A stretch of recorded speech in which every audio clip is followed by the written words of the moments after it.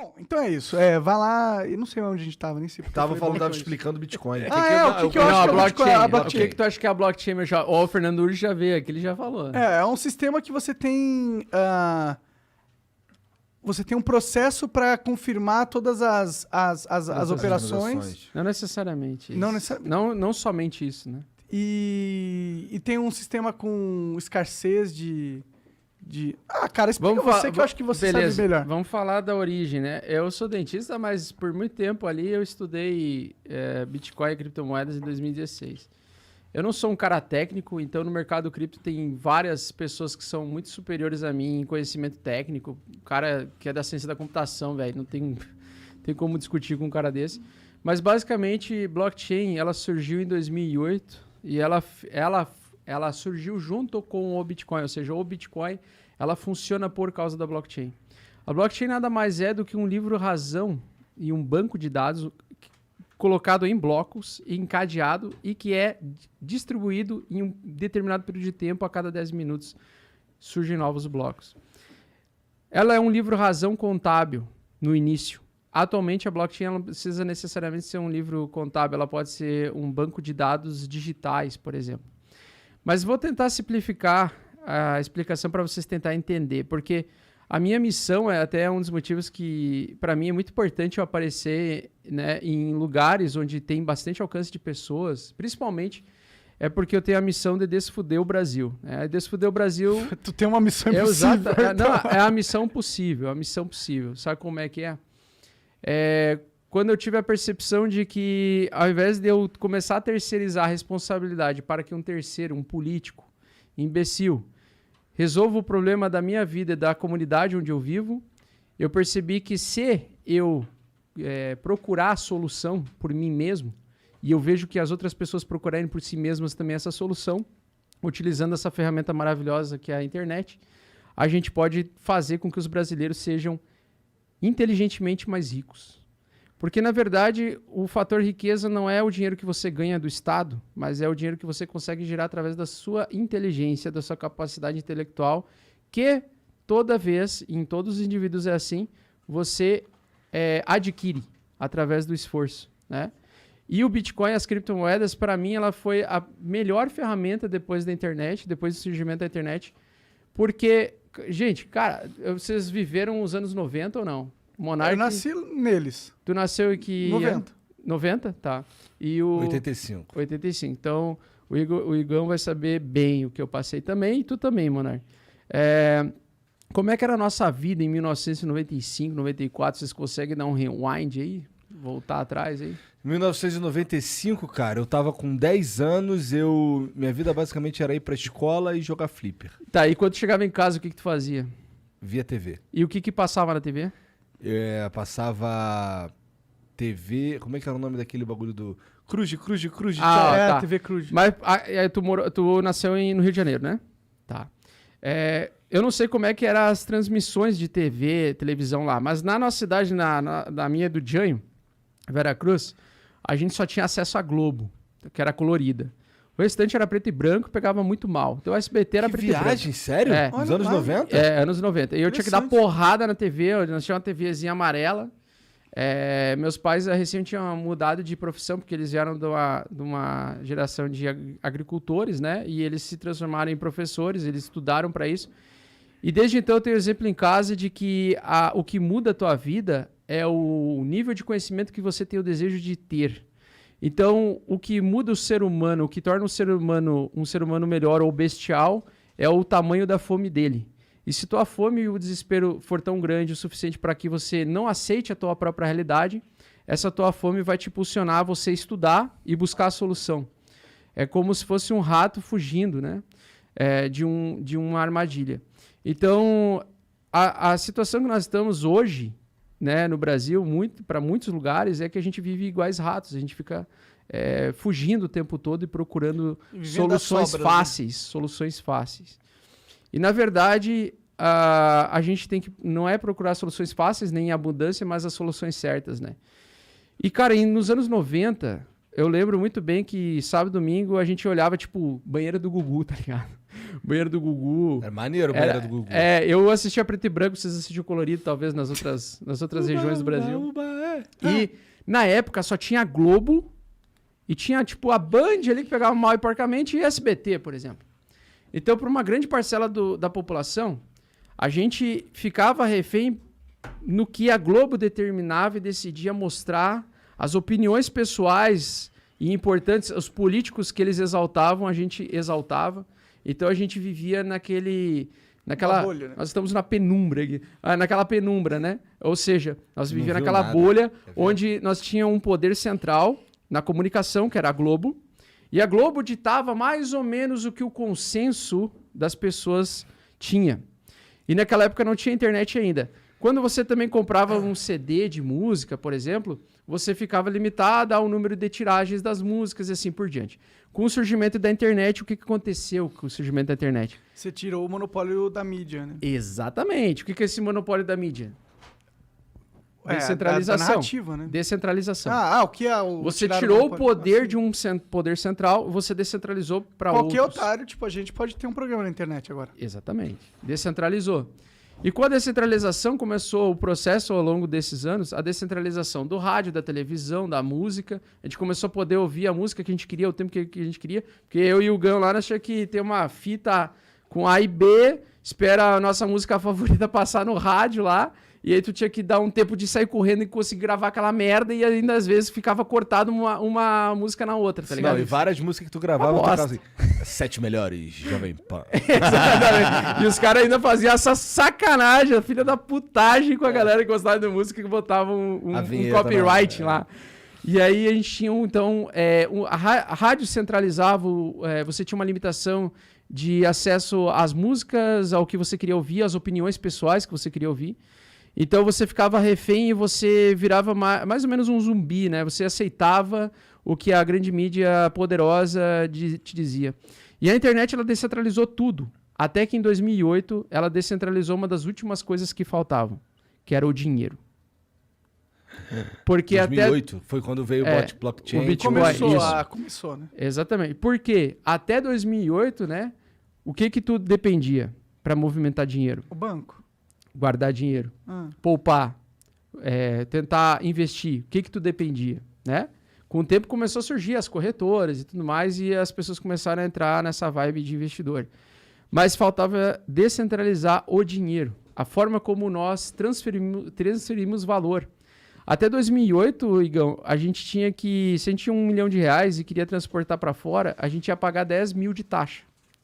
Porque e você teria que se justificar para o seu banco, mandar uma carta explicando por que você fazia essa operação para a Receita Federal e assim por diante.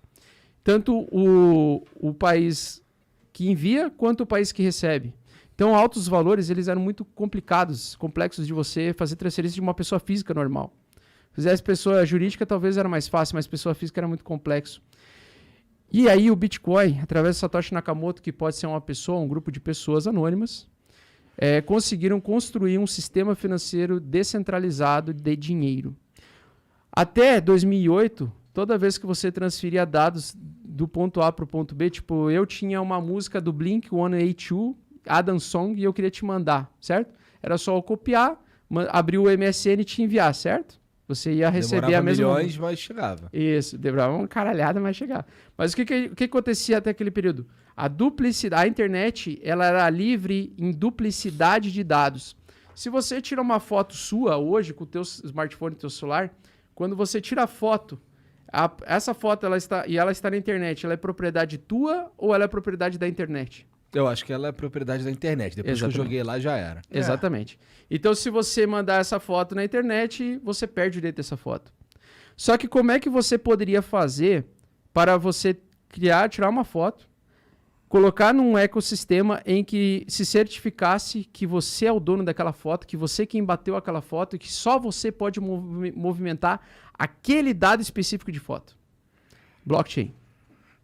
Tá, mas isso não impede as pessoas de reproduzirem a tua foto. Não impede. Se alguém tiver acesso à foto e quiser copiar e clonar, com print screen, por exemplo, ela consegue. Mas a gente tem que ir além disso. Para tu movimentar o dinheiro, um dinheiro digital, se quisesse criar um dólar digital, como é que tu criaria um dólar digital ou um dinheiro digital se toda vez que você transferisse ele pudesse ser duplicado para cada pessoa que você enviasse? Fudeu, não consigo nem pensar na A solução. inflação não ia acontecer, não ia funcionar. Então, por muitos anos, desde 1994, surgiram vários pesquisadores de criptografia e cyberpunks, e influenciados pela cultura cyberpunk, a desenvolver um dinheiro digital, onde você pudesse transferir do ponto A ao ponto B, ou dados, algoritmos que representassem um valor.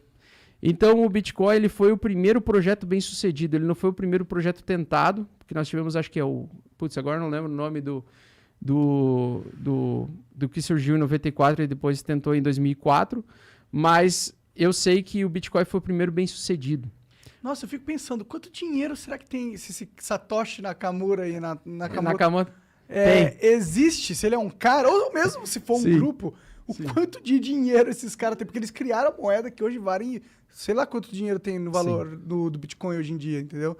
Sim. E se eles estavam lá no começo, né? Se tipo, o cara que comprou Bitcoin cedo ganhou milhões, imagina eles, tá ligado? Exatamente. Pois é, mas esses caras, por que será? Por que você atribui a vontade do Satoshi ou dos Satoshis de ficar anônimo? Porque o nosso sistema, de vontade de ficar anônimo. Pô, claro. Porque se eles criarem um sistema financeiro que vem para acabar e liquidar com o sistema financeiro tradicional, eles poderiam ser perseguidos. É isso. Entendeu? Porque você, para oferecer a liberdade para as pessoas, uma ferramenta de liberdade, você tem um preço muito alto para você batalhar com aqueles que já estão, os macacos da bola azul, né? Porque o sistema tradicional é o macaco da bola azul, é o cara o boss. Já dominou o sistema. Exatamente. Sim. E todos eles são sistemas estilo piramidais, né? Porque sempre tem a ponta da galera que tem muita grana e a base da galera operária fudida. Né? Não que isso não vai acontecer com o Bitcoin também. Não, porque o sistema dele é distribuído. Ele não é um sistema distribuído de uma forma injusta. Ele foi, na minha opinião, distribuído de forma justa. Como assim, o Bitcoin? O Bitcoin. Mesmo ele pagando os mineradores no início mais, e esse valor, esses Bitcoins que foram minerados no início tiveram uma quantidade maior, a gente sabe que o livre mercado consegue, com o tempo, equilibrar isso.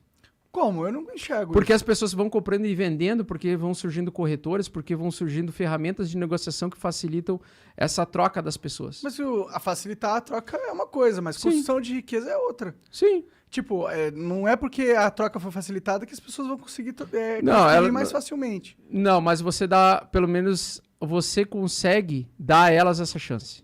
Eu acho que, nesse sentido, o melhor argumento da descentralização é porque, eventualmente, vai acontecer uma hierarquia de pessoas que têm mais dinheiro e outras não. Do mesmo jeito que a gente tem nesse sistema atual. Hierarquia de... tu quer dizer, tipo, hierarquia, mas no que sentido? De dinheiro. Tipo, vai ter mais dinheiro. Vai ter um grupo pequeno de pessoas que detêm a maioria da grana. Certo. E eu acho que vai acontecer no Bitcoin também. Não, mas já acontece isso. Exato, porque isso não é um fenômeno pensado da sociedade, é um fenômeno natural. Sim, é um fenômeno natural. Tipo, dentro das árvores, numa floresta, por exemplo, você tem uma hierarquia. É uma separação divina natural, exatamente. E então isso vai acontecer. Sim. Eu acho que então o melhor argumento do Bitcoin não é que ele vai gerar riqueza para as pessoas, e sim que ele vai tirar alguns empecilhos de você gerar riqueza que você tinha antes, pode facilitar a tua vida. Vai te facilitar a vida e, na verdade, vai tornar a brincadeira um pouco mais justa. Porque se você se esforçar, inevitavelmente você consegue ser recompensado no mercado financeiro volátil, com a volatilidade,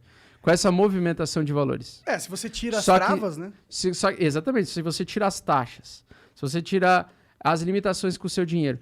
Cara, depois que surgiu o Bitcoin, o que é o Bitcoin, né? Na verdade, ele é um livro-razão, a blockchain, ela é um livro-razão digital, onde são adicionadas informações, onde assegura publicamente que a carteira do Igor tem um Bitcoin e o Igor quer transferir esse um Bitcoin para a carteira do Monark. E quem faz isso é a blockchain, ela que assegura publicamente essa transferência e assegura que você abre mão direito dos teus dados digitais para você dar para outra pessoa. Então você, quando abre esse direito com a blockchain, isso é registrado de forma pública através de um site na internet que você pode entrar, que é da blockchain mesmo.com. Lá você consegue acessar todas as transações e ver elas de trás para frente, de frente para trás, tal como um livro-razão de um livro igual ao físico. Então, por exemplo, no papel contábil, Explica pra galera que não entende muito de empresa o que é um livro-razão. O livro-razão é onde você anota a entrada e a saída das transações, ou a entrada e saída do valor, tá? E aí você coloca lá, Igor, no dia 12 de dezembro, transferiu $1.000 para o Monark. Monark recebeu, agora Igor está com 0 e Monark está com 1.000. Se for para pensar, é uma parada bem simples que o blockchain faz, né? Mas o jeito que ele faz é genial. Né? Exatamente. Qual é a genialidade ali? A genialidade é que eles usaram de programação. Como é que a gente chama mesmo a palavra? Que agora eu tomei um traguinho, agora fiquei aéreo. Pior que eu não vou saber. Como é que é o nome mesmo? Eles usam de decodificação ali de criptografia, não? Criptografia. Tá. Eles utilizam de criptografia para você assegurar que, através de sistemas automatizados, né, ou no caso do Bitcoin não seria quase um contrato inteligente, basicamente, ele faça essa transação automaticamente para as pessoas sem você ter necessidade de alguém apertar um botão. Alguém controlar isso. Pelo que eu entendi, quando vem no sistema uma transação, ele joga a necessidade de processamento de dados dessa transação para todo mundo que está no sistema de forma todo mundo que está na rede, que tem carteira, participa diretamente do ecossistema de funcionamento do Bitcoin. Então, quanto mais pessoas têm carteiras, mais robusta fica a rede e mais, vamos dizer, quantos mais mineradores, mais validadores nós temos para conseguir conectar todas essas informações. O minerador é o cara que ele coloca uma máquina, um processador que automatiza a busca de um desafio matemático que o Bitcoin Core emite, para que ele consiga encontrar ou consiga decodificar e conectar essas transações ou esses blocos, e ele é recompensado. E à medida que vai passando o tempo, e ele tem uma limitação de pagamento, digamos assim, ou seja, a cada 4 anos paga pela metade o valor, e isso faz uma pressão no preço do Bitcoin, por isso que o Bitcoin tende a valorizar do infinito, né? Ou seja, ele tende a ser cada vez mais escasso, mais difícil de ser minerado, mais difícil de ser distribuído. Pelo que me falaram, o Bitcoin tem um momento que ele não dá para ser mais minerado, né? Que ele tem um limite matemático de quantos... Se é muito grande... Aproximadamente 2142 vai ser minerado o último Satoshi. Então, isso pode parecer muito tempo, mas em escala de sociedade é pouco tempo. Pouquíssimo tempo. Tá ligado? Então, eu acho que é interessante saber e que ela não... Eu acho que isso dá mais valor a ela. Eu acho legal se falar essa parte técnica, mas eu não acho tão interessante pra pessoa que não entende bosta nenhuma disso, porque isso pra mim me confundia muito, né, no início. Pô, passei quase 3, 6 meses pra entender essa galhofa. Só que o que é importante entender? É importante entender que até 2008, para a gente transferir nosso dinheiro e não ter limites, ou seja, você... Cara, hoje os bancos têm limite até o Pix. Depois das 6 você não pode mais transferir mais que R$1.000. É verdade. Tá? Mas então, eu entendo porque eles fizeram isso. Então, até lá, nós éramos refém de um sistema centralizador que ditava como você deveria usar o seu dinheiro. Na verdade, não é o seu dinheiro. Ele dá a falsa sensação que aquilo é o seu dinheiro, porque se você, numa situação muito dificultosa, você saiu do país lá nos anos 90 e precisou, de alguma forma, movimentar dinheiro e não conseguia por causa do limite do banco, você estava fodido. Então, em 2008, o que começou a acontecer? A galera começou a perceber isso. Em 2010, o Bitcoin foi trocado por pizza pela primeira vez, e aí começou a ter um valor em centavos, esse valor de centavos mensurado em centavos, começou a fazer com que os grandes investidores, as pessoas muito grandes, começassem eu tenho dificuldade de mandar $1 milhão para fora do país, eu vou fazer o seguinte, eu vou transformar $1 milhão em Bitcoin e vou transferir para outra pessoa, ela vai receber em 20 minutos sem ninguém saber, foda-se. Olha lá, não tinha essa percepção. Por isso que eu tô te falando, uma força motora, o mais importante é o conceito, é o motivo da existência, não a parte técnica. Claro. A parte técnica a gente pode falar, debater assim, não, mas isso é importante saber da mineração. Cara, bem na real, foda-se isso. Você tem que entender que, assim, até 2008 nós tínhamos o dinheiro centralizado. A TV já estava descentralizada, porque já surgiu o YouTube, né? E o YouTube mesmo já é quase um centralizador hoje em dia. Né? Virou centralizador por causa da fama, por causa da demanda, né? Das pessoas. E pela estratégia, e pelo ambiente. É que é difícil criar um YouTube, entendeu? Pra você criar um YouTube... investimento absurdo pra começar. Exato. Tipo, você tem que pagar todo mundo que tiver lá, um CPM legal, pra ele valer a pena ele colocar seu vídeo lá. Você tem que ter uma aderência geral imediata, grande e forte, que é difícil. Então... meio que ele dominou o mercado. Então essa galera de 2010, 2011, que percebeu esse valor primeiro, eles foram recompensados em realmente acreditar numa das tecnologias mais importantes da nossa vida, que é o Bitcoin. O Bitcoin em si não é o nome, o forte só, é a ideia dele, a motivação da existência dele, né? E em 2014, outro cara genial, o Vitalik Buterin, criou o Ethereum. E ele teve a ideia e a sacada genial de não usar só a blockchain do Bitcoin para transferir valores ou dados que representam um valor para você fazer trocas, mas você começar a construir aplicativos descentralizados. Ou seja, você ao invés de construir aplicativos que uma empresa rege esse aplicativo, que uma empresa dita as regras desse aplicativo, simplesmente Vitalik Buterin pensou assim, cara, vamos começar a desenvolver aplicativos abertos para que qualquer pessoa consiga copiar, colar e copiar o código-fonte e aprimorar ele. A gente cria um token dentro desse ecossistema e esse token pode ser utilizado como um voto de confiança das pessoas, ou seja, você tem esse token para utilizar para fazer votações do futuro das inovações desse projeto. Isso seria o Ethereum, esse token? O Ethereum, exatamente. Não o Ethereum necessariamente. O Ethereum, ele é a plataforma, ele é a blockchain. Ele é a blockchain semelhante à do Bitcoin, com uma diferença. Consegue fazer desenvolvimento de contratos inteligentes. Você consegue colocar programadores, pessoas que conseguem programar, famosos garotos de programa, os garotos de programa para desenvolver aplicações lá dentro e fazer com que essas aplicações funcionem de forma automatizada e sejam regidas por uma comunidade, uma sociedade delas mesmas, dos próprios dApps. Uhum. É como se fosse o Facebook, você distribuir o Facebook, ao invés do Mark Zuckerberg ser dono do Facebook, ele dá o Facebook aberto para todo mundo poder utilizar, ditar o que as pessoas podem movimentar, mexer, alterar de regras no Facebook e dá poder a elas através de tokens. Ou seja, você dá uma fichinha ou uma fichinha que representa o poder de voto que você tem sobre, ou o poder de influência que você tem sobre o projeto.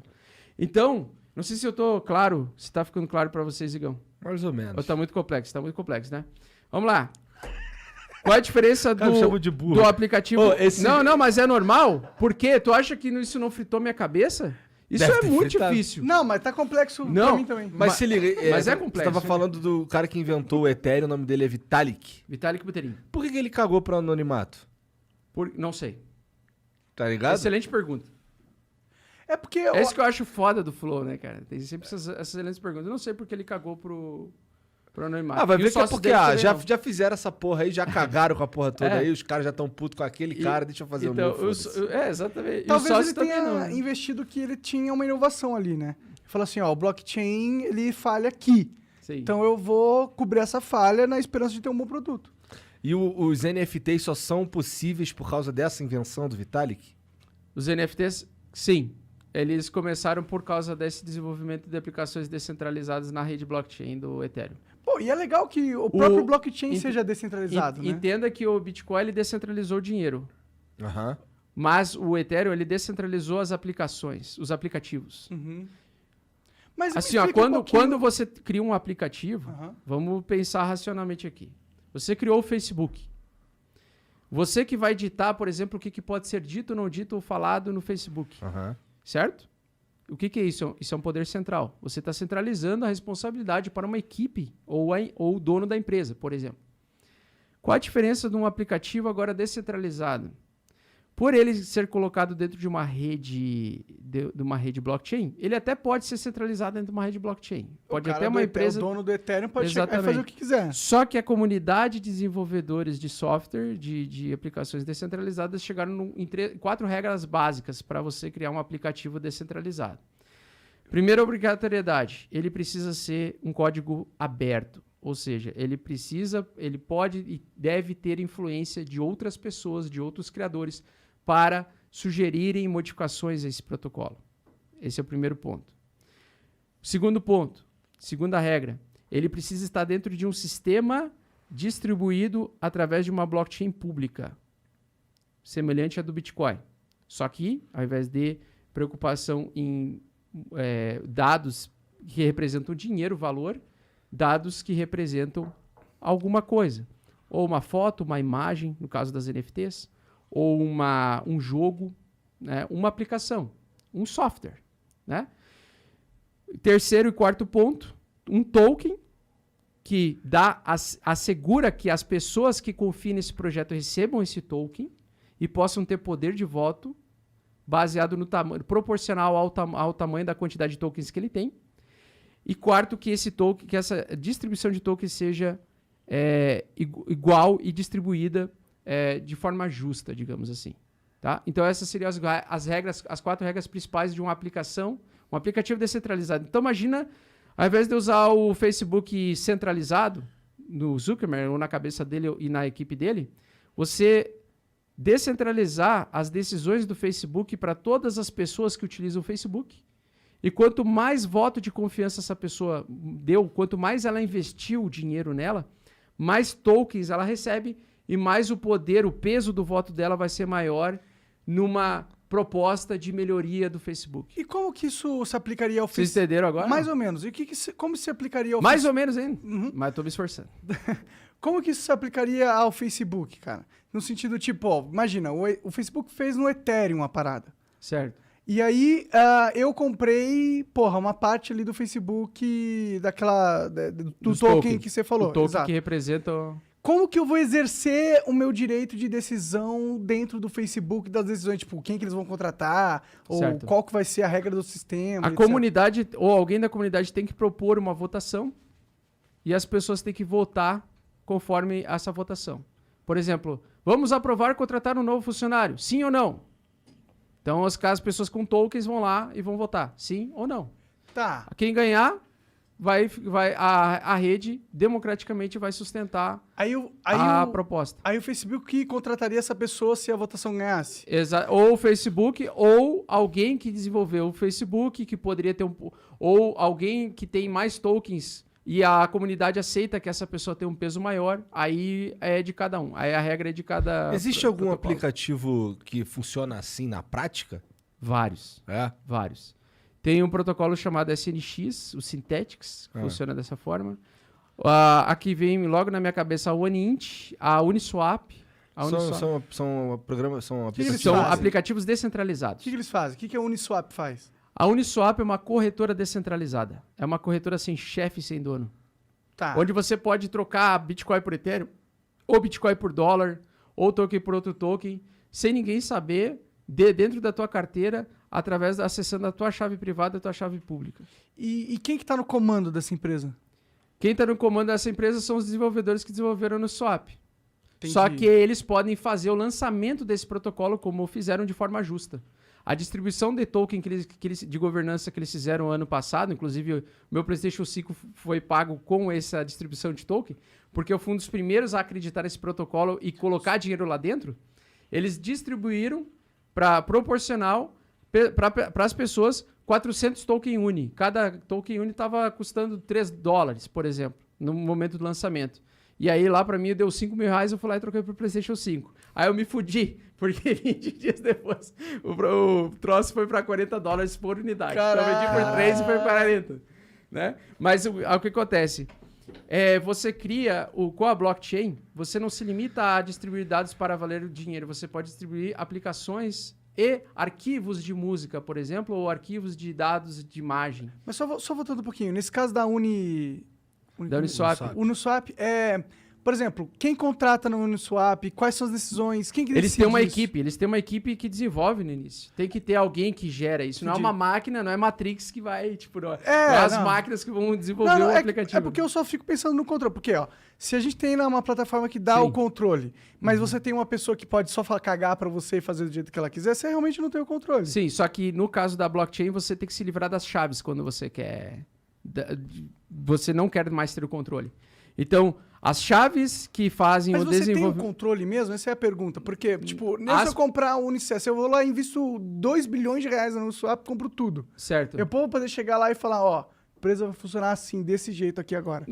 Tu vai sempre ganhar a votação. Com 2 bilhões de... Mas eles são obrigados a exercer a minha votação? É isso que eu tô perguntando.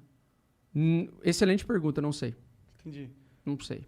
Entendi. É porque cada protocolo descentralizado, supostamente descentralizado, deveria ter essas premissas. Só que a grande maioria desses protocolos não tem essas premissas. Pode crer. Tanto que a rede Solana, e a gente chama isso de tokenometria, que é a forma como você distribuiu os tokens, né? Você tem que ver se ela foi justa ou não. Por exemplo, no momento da distribuição dos tokens, ela foi distribuída só para as comunidades de usuários de pessoas que utilizam e que apostaram no projeto, ou ela foi distribuída com 10% equipe de marketing, 20% equipe de desenvolvimento, 30% equipe, sei lá, corretora tal, ou elas foram distribuídas por igual, né? Então teve um token chamado YFI que, na minha opinião, foi o mais bem sucedido nisso na história até agora, que é o token que roda em cima da rede blockchain Ethereum, que, na minha opinião, foi distribuído completamente justo. O cara, ele não ficou com nenhum token, ele farmou os tokens. Farmar é outra expressão que a gente utiliza, que quando você pega esses tokens e cria piscinas de liquidez, você empresta dinheiro e age como se fosse um banqueiro do protocolo, você recebe como recompensa taxas das transações entre tokens diferentes. A coisa é bem complexa para a gente, tipo assim, conseguir falar num flow, explicar tudo, sem o cara atrás da tela ficar com sono. Tá? Porque é um processo de aprendizado. Sim, sim. Mas a gente tá tentando dar uma geral, né? Claro. Mas eu entendo que vocês você vão falou ter que, tipo, ele criava realmente... É porque essa ideia é muito legal. Eu gosto muito dessa parada de você ter, tipo, uma empresa que existe e que controla todo mundo que participa da empresa mesmo, tá ligado? Eu acho interessante essa ideia. Eu queria criar um experimento nisso. Sim. Mas aí você falou que, tipo, esses tokens, eles meio que proporcionam isso. Sim. Por isso que eu queria entender. Podem proporcionar ou não. Vai depender das regras pré-estabelecidas. Então, mas é essa a questão. É, tipo... Eu acho que eles são uma ferramenta, mas eu não sei se eles realmente asseguram isso, entendeu? Tipo, também não sei. No caso do Satoshi Nakamoto, pelo fato dele não existir, e não existir uma empresa e nenhum núcleo central, ele tem muito mais nesse Por isso sentido. que o Bitcoin sempre tende a ter um valor muito maior do que... Porque ele é uma ferramenta. Todas as outras, elas são... Por exemplo, o Ethereum, ela até é uma ferramenta de descentralização do sistema financeiro. Então, uma é de descentralização do dinheiro, que é o Bitcoin, e o Ethereum descentralização do sistema financeiro. Por quê? Porque através de você desenvolver contratos inteligentes na blockchain, você consegue produzir projetos que façam empréstimos automatizados para você. Você pode fazer empréstimo, você pode pegar dinheiro emprestado, e se as condições, se você não devolver até determinado período de tempo ou determinado valor, você não consegue destravar o teu dinheiro lá dentro, entendeu? Até você pagar a tua dívida. Entendi. Tudo de forma automatizada, sem ter alguém, necessariamente uma pessoa física para você pedir. Não, olha lá, eu paguei a minha dívida, me devolve agora o dinheiro. É uma garantia maior do teu dinheiro emprestado. Exatamente. Então, nós temos algumas limitações boas e ruins nos mercados descentralizados, mas atualmente eu vejo uma liberdade das pessoas de poder fazer o dinheiro o que elas quiserem com o dinheiro. Por exemplo, com protocolos DeFi, que são as finanças descentralizadas, que foi esse assunto que a gente entrou agora, que são esses protocolos, né? A gente pode simplesmente emprestar dinheiro para o mercado, ou seja, a gente pode emprestar, por exemplo, posso emprestar metade Ethereum, 50 mil em dólares convertidos em Ethereum e 50 mil dólares.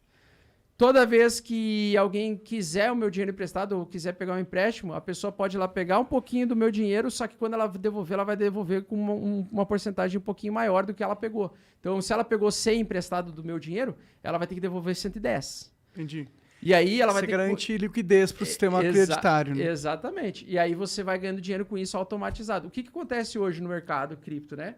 Muitas pessoas, muitos de nós, temos diversos protocolos DeFi que emprestamos dinheiro, tokens, e a gente recebe várias rendas passivas todas essas taxas e trocas que acontecem, né? Desses sistemas de empréstimo pessoal, cara, de várias coisas aí, tem várias ferramentas e aplicações descentralizadas. Você vai poder fazer... Cara, eu acho que o futuro, você vai poder até eliminar o fator Como é que é aquele escritório que a gente registra as coisas? Cartório. Vai eliminar o cartório. Nossa, graças a Deus, porque isso é um negócio. Imagina tu chegar num ponto que, não, eu vou lá através de um algoritmo automatizado, através de contrato inteligente, num protocolo tal, vou lá assegurar que eu preciso pagar durante 35 anos $500 por mês. Se não pagar, enquanto eu não conseguir pagar, eu não vou ter o direito do meu imóvel. Entendeu? Então você pode fazer isso de forma automatizada. Ah, sim, nesse sentido eu acho que, demorou até pra galera fazer um cartório online, tá ligado? Isso, mas eu acho que isso é o que vai acontecer com o tempo. Já tem. Tem os cartórios online? Não, já tem gente querendo oferecer esse tipo de serviço. Entendi. Só que ainda é muito complexo. Porque aqui, por exemplo, no Brasil, se você não tem lá o Carimbão. carimbo, já era, né? Aqui o que vale Exatamente. É a lei. É a lei. Mas se tiver uma outra ponta que aceitar, realmente você pode descentralizar.